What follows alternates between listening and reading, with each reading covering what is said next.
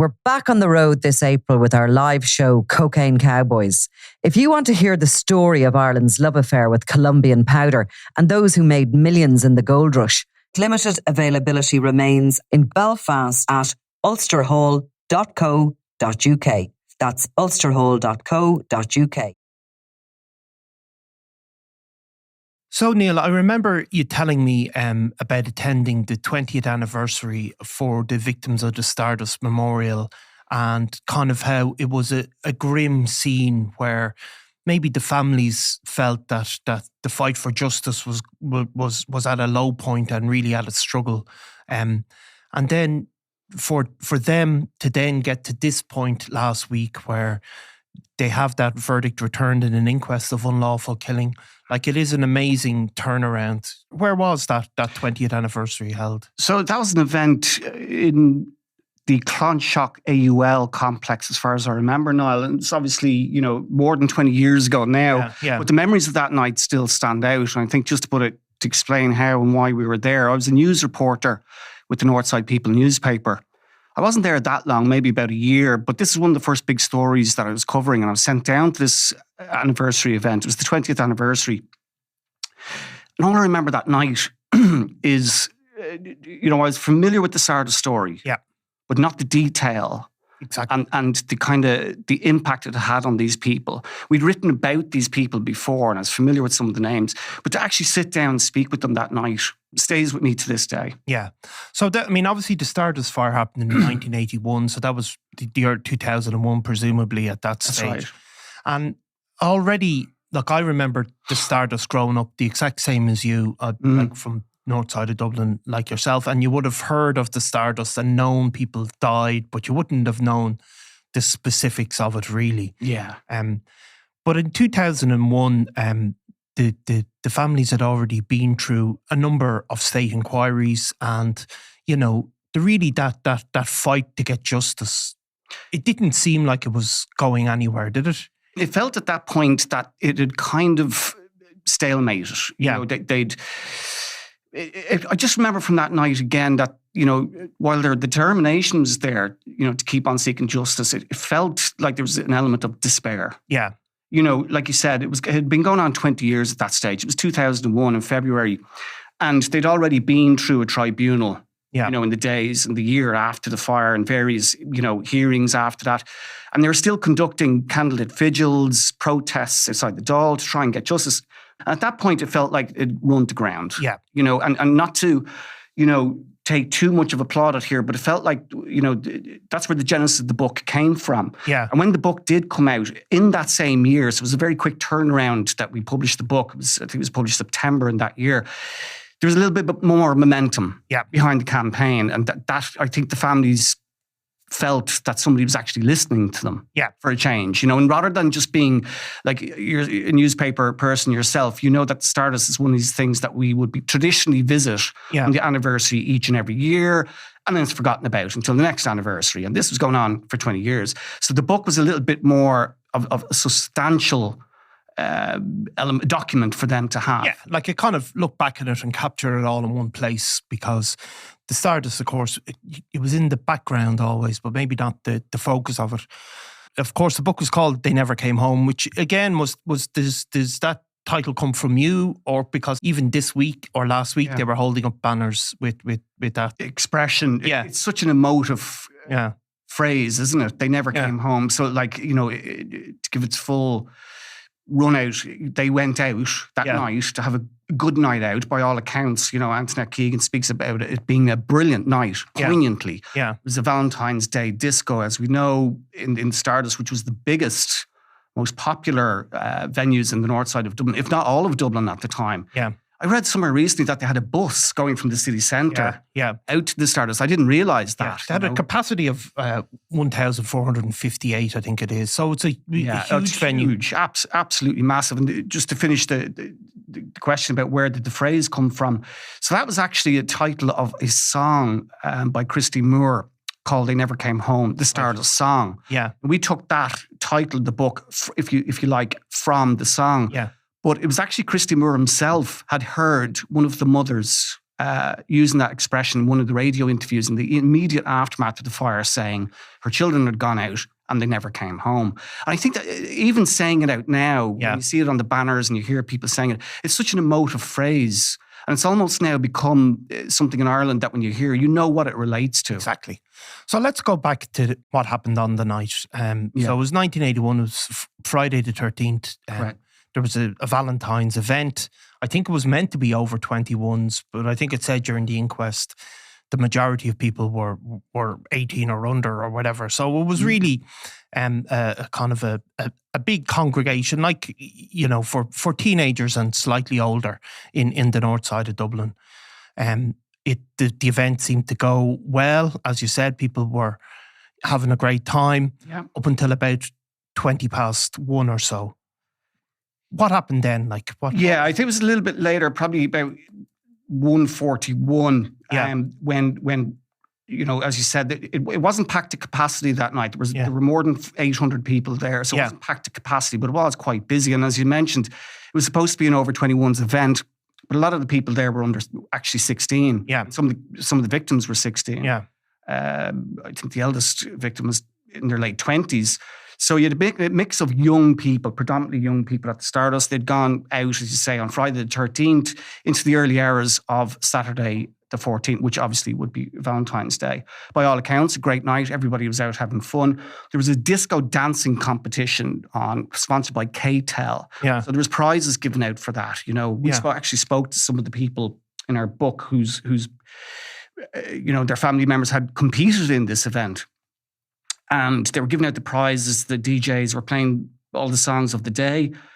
When, by all accounts, was a small fire was spotted in what's called the West Alcove area. It was a shielded off, cordoned off part of Stardust. There was a main dance floor, and then there was a couple of other locations in. Exactly. And because it wasn't packed to capacity, they had pulled the curtains down on this West Alcove because they didn't need the space. Yeah. And that's where, by all accounts, a very, very small fire was spotted on one of the seats. Yeah. And it didn't raise immediate panic whatsoever. I mean, the disco dancing competition was still going on, but it was only when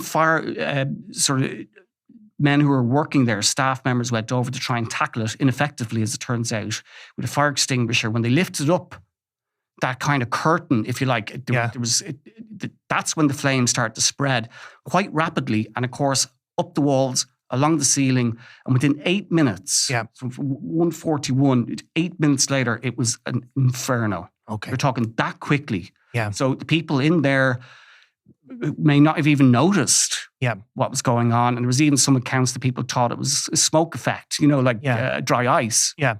So there's no immediate panic.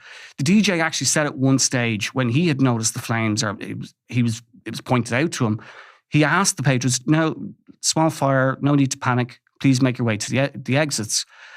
Within seconds of him saying that, the lights start to fail, plunges the entire ballroom, if you like, into blackness, pitch dark. Yeah. And that's when all panic ensued. And then you have those horrible accounts of people trying to exit by any ways and means they could. This is where you have the accounts of fire exits being chained or locked. So obviously, like, a fire can occur in any building, you know. Yeah. They can start accidentally, electrical faults or whatever. Yeah. But of course, what happened in the Stardust, it's not just a result of that fire. Is it the fact the fire started? What really, the tragedy occurs because of the fact that people couldn't get out. Yes. And that's what the fight for justice has been about, hasn't it? So it's been about, you know, there was, I think it was it 8 or 10, 8 exits anyway, fire exits in the building, possible fire exits. I think there were 6 actually, and there were the two main doors maybe. Yeah, exactly. And so even the inquests that were held that only came to an end this year, there's still confusion about which exits were chained, were locked, were not unlocked. You know. Exactly. So, like, if we get to that, like, so what happens is that, and it's maybe not dissimilar to the Hillsborough disaster in the UK, where, you know, something happens, but really what causes the tragedy is the logistics around it. And what happens in the Stardust is people go to these fire exits and they're blocked, basically. Yeah. Now, there's different accounts. There's different disputes. Those different accounts now are resolved because the inquest ruled, a jury of our peers decided that they were obstructed in one way or another. Oh, absolutely. There's no doubt about that. There is no doubt about that. So tell us what happened when people sort of tried to get to these various exits. Okay, so basically, there were 6 main exits, and exit number 6. It's a little bit difficult to explain without having a map. Yeah. But I'm reading it. The tribunal was satisfied that this door was locked. Yeah. When the Stardust opened at around 10 p.m. that night. Now, it was unlocked by the head doorman, Thomas Kennan, at around 12:20. But he left the chain and the padlock hanging on the panic bar. Yeah. And the first person to exit by this door was able to do so without difficulty. Yeah. But it's still, this is where the confusion comes about which doors, because they may have been unlocked, but they gave the impression that they were actually locked because the chains and the padlocks were still left on them. I think that's the same evidence that was found for exit number 5. But like you mentioned earlier, one of the main exits was exit number 2, which was actually the main entrance to the building. And this was different to the others in that it was not an emergency exit; it was just the main entrance. Yeah. And this is where the majority of people escaped through, but it caused horrific overcrowding. When the door, again, particular door was locked before the fire by a bouncer, and he opened it as people left the club. But when the alarm was first raised, he opened the door and he kept it open by wedging a doormat under it.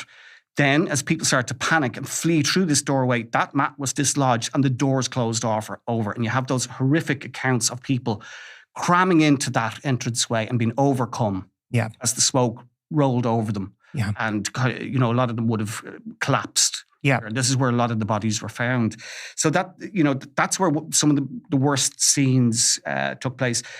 You have other exits, though, that were blocked, if not chained or unchained by, in one case, like a barrel of bottles. Yeah. That was impeding people's exits. Yeah. Another exit, number 3, was where a van containing the DJ's equipment was parked directly outside the doors. So people trying to get out the doors, they could only get out a little bit before this van was in the way. So it's just a catastrophe. Each and every single one of those exits pretty much had an issue with them. So, I mean, there's a few, obviously there's testimony given from survivors saying these were definitely locked and some of the exits, not to get into which ones in particular, and they speak about trying to break the doors open and not being able to get through. Like there's no dispute that, what had happened in the Stardust was they started putting these chains and locks around the doors and the management have admitted that at the very least, they were putting these on because some people had gotten in for free. And that was a big motivation. There was also, in the toilets, there was bars placed on the windows just shortly before the fire. 6 weeks. 6 weeks before. And there is really, really shocking testimony of people seeing, trying to get through there and seeing hands. And there was also metal plates put in there. So there was all of these things were put in place because some people have bunked in free, basically. To escape the £3 entry fee that was charged on that particular night. Just to correct what I said there, the bars on the windows of the toilets were already there. It was the steel plates that were welded on 6 weeks before the fire, and that was to stop people from gaining entrance into it. And so, you're right, some of the worst testimony is from people on the outside trying to get those people out through bars, which were probably no larger than a few inches. Yeah. And horrifically, I remember one account of somebody telling the people inside to lie down. Yeah. So that the smoke could come out. Go over them. Yeah. Other people saying how they were sticking their heads into the toilets themselves to try and, save themselves. Some of the bodies were found in there. It was basically that was a trap. Yeah. People who were fleeing who may not have known the layout of a disco. I mean, you go into places these days, who's actually, and they tell you to be aware of fire exits, right? Who actually goes into clubs and notes exactly where all the fire exits were? So they're fleeing. The doors into the toilets could have looked like an exit. Yeah. Like I said, that was a trap. There's no way out for those people there. And they are some of the worst scenes that were actually captured by RTE News of people on the outside, on the windowsills. And you can see the hands coming through. They were some of the worst scenes that were captured on the night. Absolutely. So there's no doubt that a lot of these measures were put in place to save a few quid. I mean, there's the testimony in the inquest went on for 113 days, was it, or something? Yeah. And you hear, lots of details that are undisputable, that there was no fire training, that there had been issues raised by a Garda sergeant who'd said it was overcrowded, and there was also issues raised by a corporation inspection about fire hazards. But it nothing had happened really. So we also heard obviously from Eamon Butterly during the testimony. Eamon Butterly was the owner of the Stardust, and his role became controversial for loads of reasons, obviously because he was the owner. There was also discussion in the inquest, and there was also findings about some of the materials used on the walls and on the ceilings of the disco. Yeah, absolutely.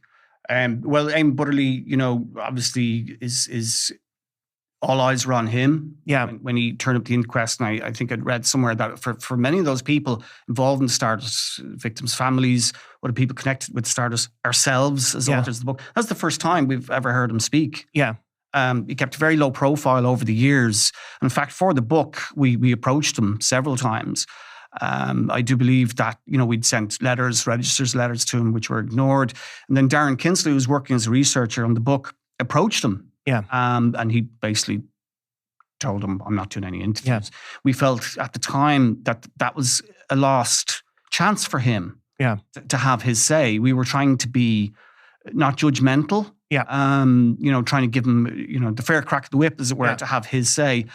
But he had absolutely no interest. And I think that was also illustrated by the fact that he did go to the inquests, but was not going to speak outside of those inquests. And of course, he obviously, before the inquest finding that they were unlawfully killed, he tried to get that thrown out. Yeah. Before that finding. So, because when he did take to the stand, he was very insistent that the doors had been open, that he had done nothing wrong. Yeah. Now, that's his take. The inquests have made findings which we can say, well, they have found that those doors were impeded at the very least. So that's a statement of fact now as a court. But there was also the discussion about some of the materials used as well. I mean, they really played a factor, because there was harrowing evidence about bits of the ceiling melting and falling on top of people, which I thought was, just the image of it. Yeah. When you hear it described, you can imagine it happening, of course. Of course, yeah. So these are the infamous materials that, were carpet tiles, effectively. He bought, we understand, as a cheap job lot. Yeah. But, we're not excusing what he did, but, it wouldn't have been unknown at that time for people to use, cheaper material on walls, on the ceilings of venues, without taking into consideration whatsoever what potential risks they would pose. I mean, this is 40 odd years ago. Yeah. And yes, there were inspections carried out at Stardust beforehand where concerns had been raised and ignored. Just relating back to Butterly there for a moment, like in his evidence, I suppose he was accused of basically throwing some of the doormen under the bus. Yeah. Where he had said that was not his policy. Yeah. That was conducted by, people that had worked there off their own initiative, which they would also dispute. Yeah. But regardless, you're talking about a different time when perhaps the same considerations about safety in general, fire safety in particular, were just at best disregarded. Yeah, and that is true. We do live in a different world where things have changed. However, Eamon Butterly, part of some of the reason that the families had so many issues with him was that he, even in the aftermath of the Stardust, as you said, there was an initial inquest and then there was a tribunal report. Yeah. The tribunal report erroneously made the finding that it had been an arson. Somebody had started a fire. That's been overturned now, effectively. In the inquest, who returned a verdict that it was an accidental electrical fault. But in the aftermath of that first tribunal, which was a real blow to the families, Eamon Butterly also sought and received compensation. He did. of what I think it was 500,000 or something along that lines. He is because so to clarify that point, and you're absolutely some of the people say, what did Stardust families hope to have achieved from this inquest now 41 years later? You just hit on that there. Yeah. The initial finding of the tribunal was heard by Justice Rowan Keane, found that it was probably arson. Yeah. To say that erroneously pointed a finger of blame at every single person that was in there that night. Victims, survivors, even the staff. Yeah. And that is the one key. Yeah. All the other issues about the Stardust that need to be addressed and have been addressed, the doors being unlocked and who won what money. That was the key finding of that tribunal, which sat, I wouldn't even say sat uneasily with the families, which horrified them, I think. Horrified them. While they were, and that was not that long after Stardust that tribunal was heard, within a year. Yeah. So there were still grieving families that now had to live with this finger of blame. Which is again not dissimilar to Hillsborough, because that's how those families felt as well, that they were kind of, it was said that they were sort of hooliganism led to this crush, and also that obviously the famous stories about people being dead bodies being pickpocketed. Like nothing, they never thought this was anything could bring back their family members, obviously, but it was the slur on their reputations that they were played some role in their own demise, I think. And that's, I think, similar for the Stardust family. Absolutely. And just getting back to that point you made about, so the finding of probably arson opened the door for the Butterleys to sue the corporation for malicious damage claim they took against the state. They received a total of £580,000 at the time in compensation. To put that in context, the average house price that part of Dublin would have been about £30,000 to £35,000. So they won £580,000. In comparison, 1986, 5 years after the fire, the Victims' Compensation Tribunal awarded £10.5 million to the Stardust families amongst 823 people. Yeah. So it sounds like a big figure, and it is, but when you divide it amongst those people, it said the majority of individuals received between £5,000 and £10,000. Yeah. Parents who lost a child in disaster received a maximum of £7,500. Yeah. I mean, a pittance. So the McDermott family lost 3 in the fire, would have got about just over £22,000 in comparison to the Butterleys effectively walking away with £580,000. And that's yet another smack of injustice, another layer of insult to the families. So, Neil, you've obviously spoken to many of the families, in particular Antoinette Keegan, as probably the face of the Stardust fight to a degree. Antoinette has become. What have been your impressions on even the toll of? Because we all know, or we both know from working in newspapers, that there's always a novel thing, something like this happens, and everybody's trying to talk to somebody, and then over time, people, the stories, they don't want to keep it going. Yeah. So it becomes even more difficult for families to keep highlighting stuff, I think.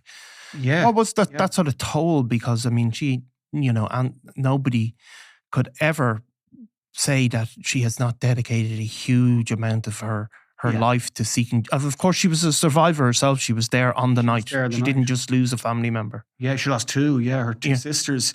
Antoinette, I don't know if viewers can see it, but that's her parents on the cover of the book. Right. That's John Keegan and Christine Keegan at the funerals for one of the daughters.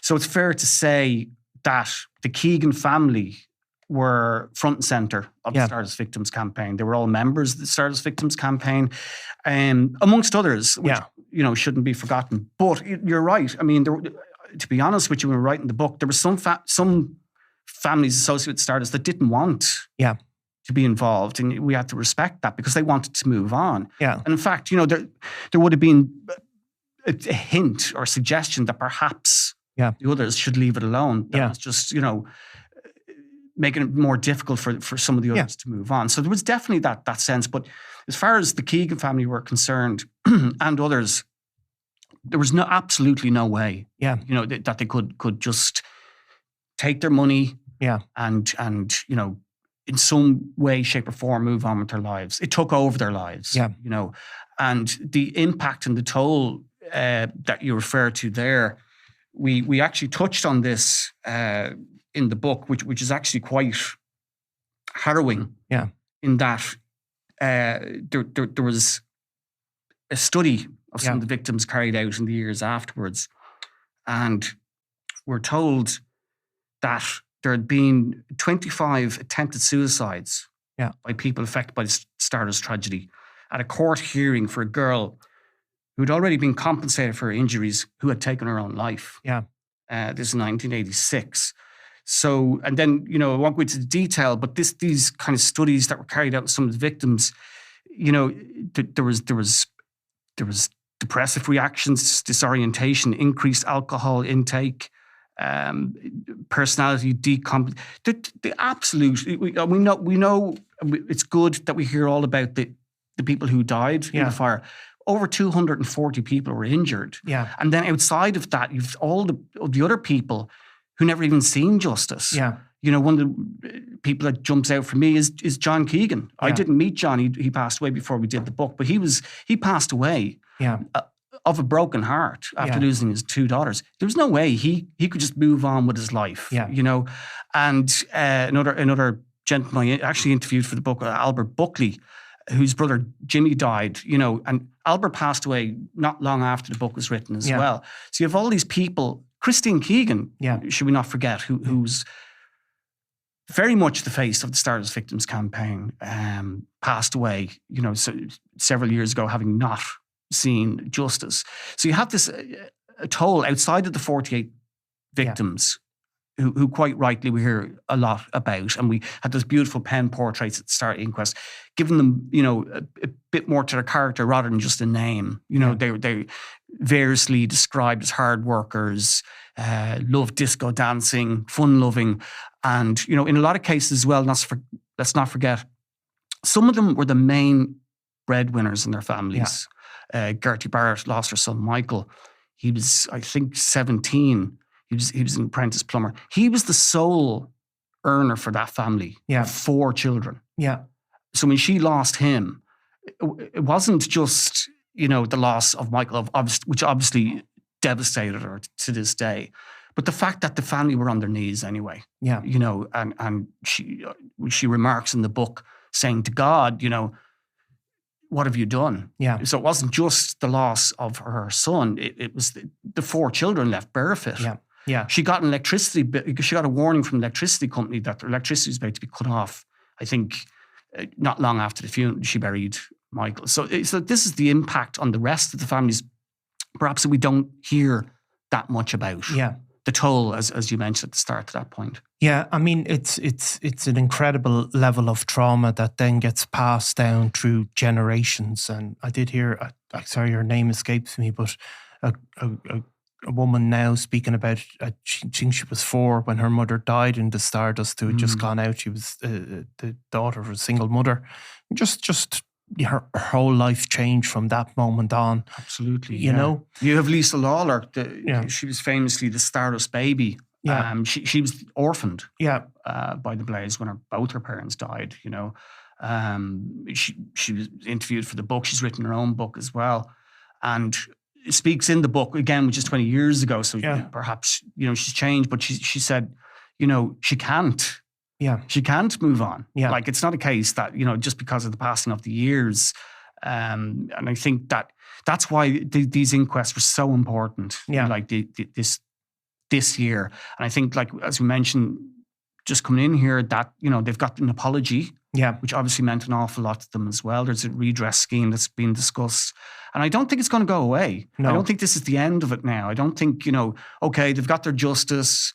That's all done. You know, I think that the campaign is going to continue. Yeah. And I think that's a good thing. Yeah, I think look, I mean, even broader picture again, you have to see, I suppose, what a bit like that human spirit and that bit of organisation and a community working together can achieve. I think that, you know, you have to commend that they can, because they had to push the state dragging and screaming all the way. Now, not obviously talking about the politicians who were gracious in their apology this week, but the state as a whole was dragged kicking and screaming to this point over 40 years. I mean, it is an incredible achievement. It really is. And, at the time, the best you could say about the government and the state at the time was just inept. Yeah. It was a different time, but like people's, the treatment of people was negligent at best. No counselling, no support systems. I know it was a different time, but it almost like it didn't matter. Yeah. And again, this is something that crops up quite a lot. Particularly our coverage back on the North Side People days and in the book, an expression that was used that if this had happened in Donnybrook and not Bonnybrook, we wouldn't be having this conversation because this inquest would have been held 40 years ago. Yeah. And there's, whether that's right or wrong, that's the belief that they were treated differently because they were from a particular part of Dublin and of a particular class of people. Yeah. And, whether you subscribe to that or not, that's what some of those families believe to this day. Well, look, I mean, the history of Ireland has shown that is not an unreasonable belief. Because, I mean, it's effectively a wiping out of a generation of people from a particular part of the north side of Dublin, isn't it? Absolutely. Like, not one family or household was unaffected. In that, not just the families of the victims and those who were injured, but whole communities. Like we covered the book as well about how when the funerals began, there were 5-6 funerals every day. And a lot of the kids, for want of a better word, that had gone to that disco that night worked together. Yeah. In Super Queen, I think it was known as at the time. You had butchers and colleagues. They would have been all pals with each other. Schools. Yeah. Classmates just disappeared. Yeah. Overnight, and it did. To this day, if you go there, maybe, I'm putting too much into it, but we went to the Stardust, when we were writing the book. And it's still eerie because the facade is still there. Yeah. It's changed a little bit, but the iconic, if you want, front doors still look exactly the same. And there's an eerie, palpable sense of loss and tragedy there. And that emanates out from ground zero, if you like, of the Stardust, and it leaks into the communities around it. And, I was, too young at the time to actually remember it. But you speak to anybody of that generation who's not even from the north side of Dublin, but they remember it. They remember it so well. They know where they were. It was like our 9/11 moment, you know. And then we had the accounts of, like, there's another person who never actually got to see justice in the end, was Charlie Bird, who became synonymous with the Stardust campaign from, as a young reporter himself, being sent out there. And I was watching one of his interviews recently where he described being told to get over to the north side from where he was living on the south side. Yeah.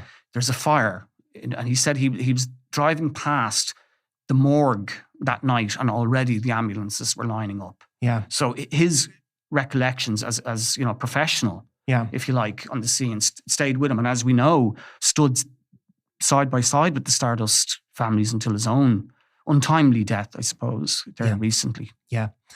So look, I mean, what happens next, we'll have to see, but it's something that we'd love to come back to again, because it's great to see. I think the inquest didn't sort of generate, because it was so technical, but it's great to see the story covered so comprehensively and across the world as well. And, true. For the families just to end and say, like, that is the verdict is unlawful killing. Unlawful killing. That means that they died in an unlawful way, not to state the obvious. And that is something that was resisted for many, many, many years. So thanks, Neil. And, it's great to have played a role as a journalist, in a small role in it. Absolutely. And, it at the time, it was very important work. It felt very important, the work we were doing, but I didn't realize just how much, how important it was to kind of keep it out there in the public eye. And, to see it, obviously, over the years, I wouldn't be as closely working on those stories. But, it was the first book that I'd sat down to write with my co-author, Tony McCullough. And, it's probably one of those things you'll take with you out of a career that was worthwhile. Yeah. You know, it played its part, a small part, but it played its part. Yeah. Great stuff, Neil. Thanks very much. Thanks, Noel. I'm Nicola Tallant and you're watching Crime World, a podcast about criminals, drugs and the underworld in Ireland and across the globe. Make sure you subscribe to our channel and turn on notifications so you can be the first to watch all our latest episodes. You can also listen wherever you get your podcasts.